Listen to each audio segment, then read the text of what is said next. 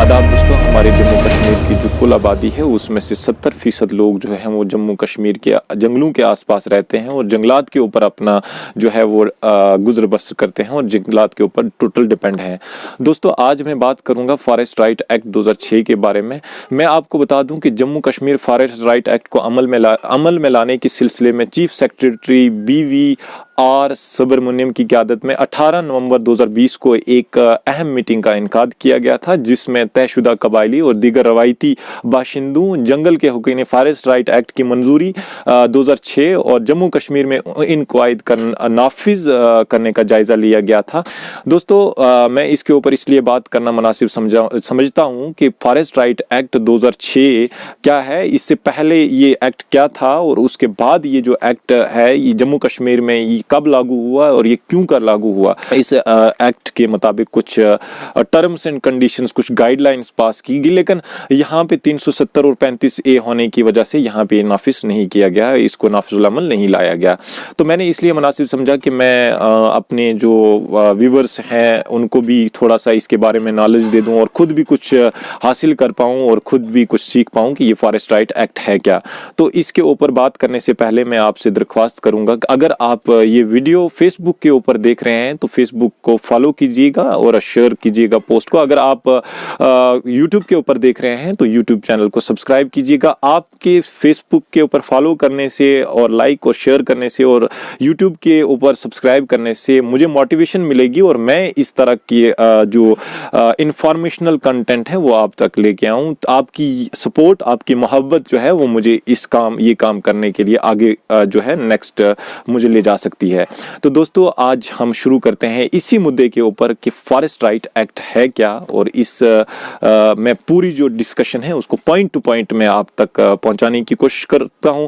उम्मीद है कि आप इसको भी समझेंगे और अपने उन लोगों तक भी पहुंचाएंगे जो अलग अलग जो कमेटियां तश्कील दी जा रही हैं, अलग अलग फॉरेस्ट राइट एक्ट के बारे में चर्चा हो रहा है, तो उन लोगों तक भी ये पूरी तरह से एक प्रोसीजर के तहत पॉइंट टू पॉइंट लोगों तक पहुंचे ताकि उनको भी नॉलेज हो जाए और मुझे भी आपके साथ साथ नॉलेज हासिल हो। तो शुरू करते हैं। सबसे पहले फॉरेस्ट राइट एक्ट है क्या। फॉरेस्ट राइट एक्ट का मकसद जो ST और दूसरे लोग यानी नॉन ST लोग हैं, जंगल में रहते हैं और उनकी जिंदगी का दारोमदार जंगलात पर है और जंगलात की जमीन पर काबिज हैं, उनके हुकूक को तस्लीम करके वो जमीन उनको वक्फ कर देनी है अगर इनके पास पुख्ता सबूत हैं कि वो जंगलात की ज़मीन पर काबिज हैं और इनकी ज़िंदगी का दारोमदार जंगलात पर है। इन लोगों के लिए ये एक्ट गवर्नमेंट ने लागू किया है और हिंदुस्तान की पार्लियामेंट से 2006 में इसको पास किया गया था और रियासत जम्मू कश्मीर में जो अब इसको 2019 जो हमारे आर्टिकल 317 और 35A को जब एब्रोगेट किया गया उसके बाद इसके ऊपर नाफिजुल अमल किया गया और अब ये यहाँ पे भी लागू हुआ है।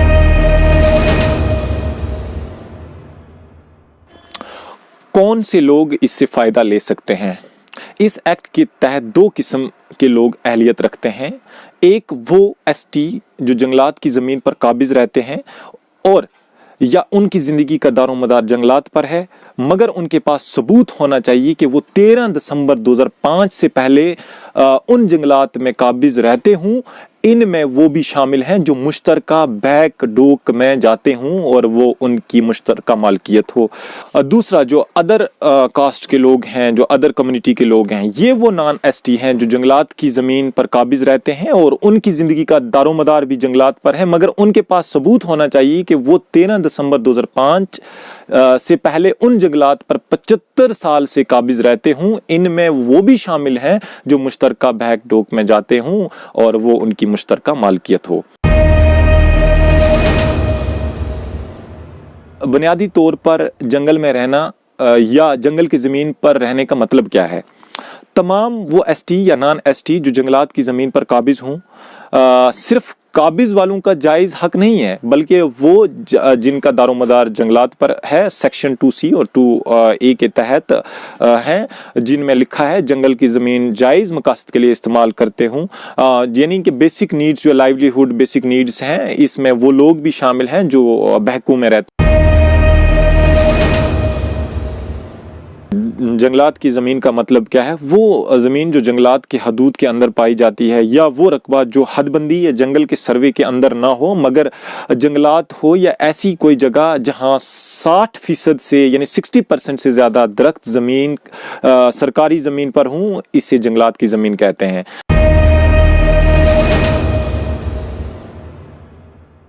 मुश्तरका जंगलात की ज़मीन क्या होती है? ये वो ज़मीन है जिसमें लोग रवायती तौर पर रहते हैं, काबिज़ हों या मौसमाती बहक डोक पर रहते हों, और वो जगह एक पूरी बरादरी पूरे गांव की हो, जैसे बहकें हों डोकें हों, इनको मुश्तरका जंगलात की ज़मीन कहा जाता है।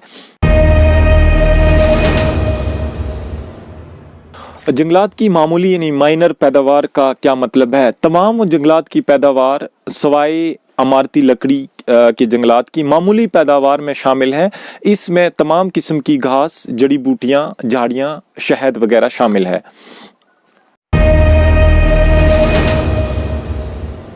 तो अब ग्राम सभा क्या है? ग्राम सभा उन तमाम लोगों से मिलकर बनती है जो बालिग हों, या आम अल्फाज में बोल सकते हैं ये वो लोग हैं जो राय दहिंदगान हों यानी वोटर हों, और कोई भी रेजोल्यूशन पास करने के लिए 50% की अक्सरियत होनी चाहिए।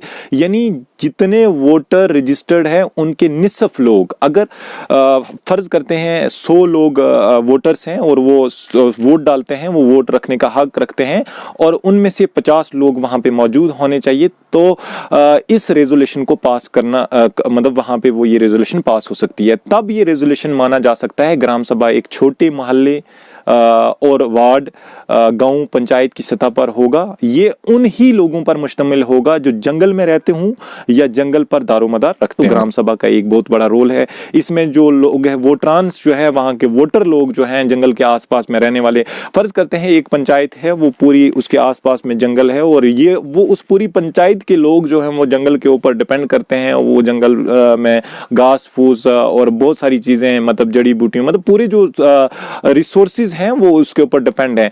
अब जब ग्राम सभा पास की जाएगी और वहां उस ग्राम सभा में लगभग 50% लोग वो मौजूद होने चाहिए जो वोटर, बालिग लोग, नाबालिग लोगों की वहां पे जरूरत नहीं है, बालिग लोग जो वोटर हों, जो वोट डालने का हक रखते हों, वहां पे उस ग्राम सभा में मौजूद होने चाहिए। जो रेजोल्यूशन पास किया जाएगा वो उन ही लोगों, उन वोटरान की एक राय के मुताबिक पास किया जाएगा। फॉरेस्ट राइट कमेटी, ग्राम सभा सबसे पहले फॉरेस्ट राइट कमेटी तश्कील करेगी जिसके कुल रुकन कम से कम 10 और ज्यादा से ज्यादा 15 हों, जिनमें 2/3 एसटी होंगे, 1/3 औरतें होंगी। अगर हम परसेंटेज निकालते हैं तो इनमें 2/3 जो परसेंटेज निकलती है, अगर 15 लोगों को चुना जाता है और 10 लोगों को एसटी लोगों को चुना जाएगा और 5 लोग जो हैं उनमें से, इसमें एक सबसे मेन चीज है कि एसटी लोगों के लिए ये जो ट्राइबल कम्युनिटी के लोगों के लिए एक्ट जो है पास किया गया है, और उसके साथ साथ में जो ये नॉन एसटी लोगों के लिए भी रखा गया है कि जो जंगलों के ऊपर गुजर बसर करते हैं उनके लिए रखा गया है। फॉरेस्ट राइट कमेटी अपने चेयरमैन और सेक्रेटरी बनाए और इसकी फरिस्त सब डिविजनल लेवल कमेटी को दी जाएगी। कौन कौन सी सहूलियात दी जाएंगी जब ये फॉरेस्ट राइट एक्ट लागू हो जाएगा, जब ये फॉरेस्ट राइट एक्ट बन जाएगा, कौन कौन सी जो सहूलियात हैं लोगों को प्रोवाइड की जाएंगी, वो क्या क्या हैं देखते हैं। सेक्शन 3(2) के तहत यानी सेक्शन 3(2) के तहत 13 किस्म की सहूलियात दी जाएंगी इन तमाम लोगों को जो जंगल में रहते हैं। उनमें स्कूल है, डिस्पेंसरीज हैं, हॉस्पिटल है, आंगनवाड़ी सेंटर्स हैं, फेयर प्राइस शॉप्स हैं, इलेक्ट्रिसिटी और टेलीकम्युनिकेशन लाइंस हैं, टैंक्स हैं and other minor water bodies हैं, ड्रिंकिंग वाटर सप्लाई है, वाटर हार्वेस्टिंग, इरिगेशन है, स्किल एंड वोकेशनल ट्रेनिंग है, सेंटर्स हैं, रोड्स हैं और कम्युनिटी सेंटर्स हैं। ये जो फैसिलिटीज प्रोवाइड की जाएंगी जब ये फॉरेस्ट राइट एक्ट लागू किया जाएगा तो ये तमाम सहूलियात 1 हेक्टेयर जमीन पर दी जाएंगी या 75 दरख्त काट करके दी जाएंगी जिसमें कम जमीन इस्तेमाल में आएगी। ये तमाम काम ग्राम सभा ही मंजूर करेगी। मोहल्ला, वार्ड, पंचायत, गांव की निशानदेही जो जंगल में रहते हैं। रेजोल्यूशन सेक्शन 2A के तहत हर पंचायत अपनी हदूद के अंदर उन मोहल्ला जात, वार्ड या इलाके जो जंगलात के सर्वे में ना हो, हदबंदी ना हुई हो या महकमा माल गाँव का हिस्सा ना हो, इनकी निशानदेही करनी है। फिर इसकी फरिस्त को ग्राम सभा से तहत ज़ाब्ता पास करके सब डिविजनल कमेटी को दी जाएगी। फिर सब डिविजनल कमेटी जो है इस फरिस्त को मरतब करके फिर से मतलब प्रिपेयर करके ज़िला सतह पर जमा करवाएगी। फिर तमाम तर हकूक तस्लीम करके वो ज़मीनें उनको वक्फ कर दी जाए। फॉरेस्ट राइट कमेटी ग्राम सभा को कैसे मदद करेगी? तमाम दरखास्तें, दवाजात फार्म, कागजी सबूत मौसूल करके उनकी रसीदें दी जाएंगी और तमाम कागजात को कमेटी अपने पास रखेगी। तमाम दरख्वास्तें और दावेदारों का रिकॉर्ड, नक्शा, फरिस्त वगैरह तैयार करके उनकी जांच पड़ताल किया जाएगा और अपनी दी गई ग्राम सभा को पेश करेंगे। फॉरेस्ट राइट कमेटी ग्राम सभा की जानिब से तमाम मुश्तरका जंगल के हकूक फार्म बी पर यानी forest right act form B पर हासिल करेंगी। इसको भी कमेटी अपनी राय के साथ ग्राम सभा में तहत ज़ाबित रेजोल्यूशंस पास होगा और फिर सब डिविजनल कमेटी को दिया जाएगा। ग्राम सभा जो बैठेगी उसका जो सेक्रेटरी होगा वो या तो VLW होगा या MPW होगा और वो जितने भी फ्राइज जितने भी ड्यूटीज हैं वो यही अंजाम देगा और मौका के ऊपर ये जांच पड़ताल उनको करनी होगी। रूल 12(1)A to G ये क्या रूल है? ये कौन सा रूल है? इसको देखते हैं। फॉरेस्ट राइट कमेटी दावेदारों को महकमा और महकमा जंगलात को इतला देकर मौका मलहाज करेगी, मौका और सबूतों की जांच पड़ताल करेगी। अगर किसी और सबूत की जरूरत हुई दावेदार से ली जाएगी। इस बात की यकीन दहानी करवाई जाएगी कि गुज्जर, बकरवाल, इनफरादी और इज्तिमाई ज़मीन की जांच पड़ताल के वक़्त उनका वहाँ होना लाजमी है। बिल्कुल इसी तरह मुश्तरका चरागाहें और बैकों की जांच पड़ताल करते वक़्त उनका वहाँ होना लाजमी है। और वहाँ पे ये जो दावेदार हैं जिनकी ज़मीनें हैं जो जंगलात के अंदर अपना गुजर बसर करते हैं, वहाँ पे उन लोगों का वहाँ होना ज़रूरी है इस कमेटी के टाइम। और ख़ासकर जिनकी डोकें हैं, बैकें हैं, चरागाहें हैं, वहाँ पर भी उनका होना लाजमी है। एक नक्शा मुरतब करना है, एक नक्शा बनाया जाएगा जो तस्लीम किए गए हुकूक को जमीन को दूसरी जमीन से अलग करेगा। इसी तरह जंगलात जहां जेर इस्तेमाल है उनको बाकी जंगलात से अलग करना है और गांव के उम्र रसीदा लोगों की भी मदद ली जाएगी। इसी तरह मुश्तरका जमीनों के भी नक्शे तैयार करने होंगे। इस राइट को तस्लीम करने का अमल क्या है, यानी फॉरेस्ट राइट जो एक्ट है इसको तस्लीम किस तरह से किया जाएगा? रूल 12A 1 तक 11 फॉरेस्ट राइट कमेटी जब इतला देगी, मौका मलहाज और जांच पड़ताल की, तो उस वक़्त महकमा माल और महकमा जंगलात के लोग मौका पर हाजिर रहेंगे। वो मौका पर तमाम दावा और शाहिद की जांच करेगी और कार्रवाई पर अपने कमेंट लिखकर दस्तखत करेंगे। अगर मुतल्लिका महकमा के हाजिर ना होने की वजह से ग्राम सभा मंजूरी देती है तो बाद में कोई एतराज़ महकमा करता है, इस सूरत में जांच पड़ताल के लिए दोबारा ग्राम सभा रख सकती है। अगर फिर मुतल्लिका महकमा के मुलाजिम गैर हाजिर हैं तो ग्राम सभा का फैसला हतमी माना जाएगा। अगर किसी साइल को किसी भी फैसले ग्राम सभा या सब डिविजनल कमेटी के कोई एतराज़ होगा और अपनी अपील 60 दिन के अंदर दायर कर सकता है। अगर मुतल्लिका कमेटियां चाहें 30 दिन का और तसी हो सकती हैं। अब यहाँ पे इस रूल को आप समझिएगा कि जब इस फॉरेस्ट राइट एक्ट को जब तस्लीम किया जाएगा, इसमें महकमा माल के लोगों का होना जरूरी है और महकमा जंगलात के लोगों का होना जरूरी है। मौका के ऊपर ये लोग वहाँ पे मौजूद होंगे और फिर वहाँ के जो लोग हैं, सिटीजन्स हैं और जो कमेटी होगी, इनका होना जरूरी है। फिर उसके बाद जब जो ये दोनों महकमा माल के लोग और महकमा जंगलात के लोग, इनसे कमेंट्स लिए जाएंगे। अगर ये गैर हाजिर हैं तो कमेटी को फिर से बर्खास्त कर दिया जाएगा और फिर से कमेटी बुलाई जाएगी। अगर दोबारा से ये लोग गैर हाजिर होंगे तो फिर ग्राम सभा की जो तश्कील दी गई कमेटी होगी, जो हकूक को तस्लीम किया गया होगा, उसको माना जाएगा। कि अगर आप दावा भी करते हैं कि ये कमेटी जो है ये सही नहीं बनी है, आप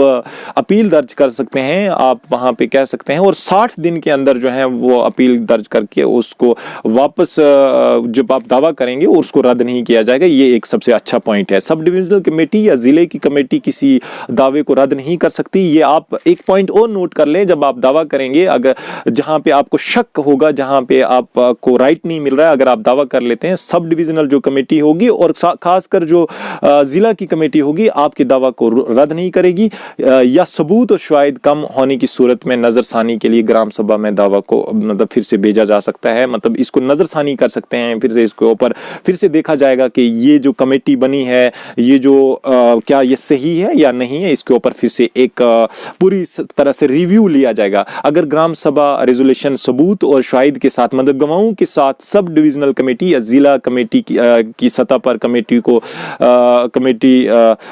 कमेटी बुलाते हैं मगर उन्होंने मंजूर नहीं किया, इस सूरत में मुतलका कमेटी हुक्मनामा की कॉपी और किन वजूहात पर मंजूर नहीं किया दावेदार और ग्राम सभा लिख कर दिया जाएगा, ग्राम सभा को लिख कर दिया जाएगा कि किस तरह से ये मंजूर नहीं हुआ है। मतलब जब फाइनल जब डिसीजन लिया जाएगा कि किस वजह से इसको मंजूर नहीं किया गया है, ये वापस जो है ग्राम सभा तक ये पहुंचाया जाएगा। बंदोबस्त मुकम्मल होने के बाद ये कुछ एनेक्जर्स हैं 2, 3 और 4 भरा जाएगा। फिर महकमा जंगलात और माल हतमी नक्शा मुरतब करेंगे, एक मैप तैयार करेंगे और 3 माह के अंदर अंदर तमाम अंदराजात मुकम्मल किए जाएंगे।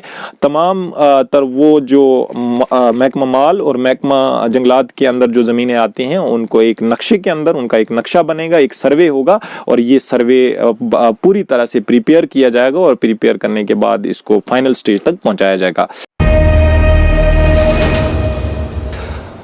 ग्राम सभा फॉरेस्ट राइट कमेटी के अलावा कोई भी मुलाजिम साइल से दरख्वास्तें नहीं ले सकता। ग्राम सभा फॉरेस्ट राइट कमेटी के अलावा जो ग्राम सभा बैठेगी उस कमेटी के अलावा कोई भी मुलाजिम हो वो दरख्वास्त नहीं ले सकता है। ये एक मेन पॉइंट है। अगर आपको दरख्वास्त देनी है वो सिर्फ और सिर्फ आप किसको दे सकते हैं, ग्राम सभा को दे सकते हैं।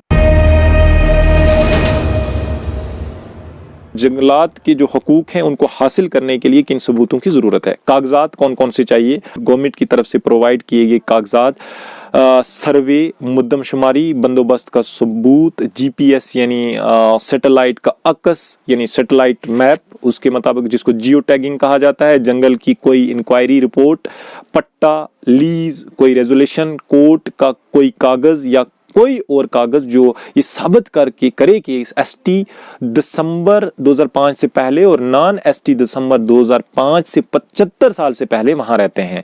इनके रहने का सबूत voter card, ration card, passport, किसी टैक्स की रसीद, परमानेंट रेजिडेंट सर्टिफिकेट जिसको स्टेट सब्जेक्ट कहा जाएगा, डोमिसाइल सर्टिफिकेट, शजरा नसब लोगों के वगैरह वगैरह ये होना जरूरी है।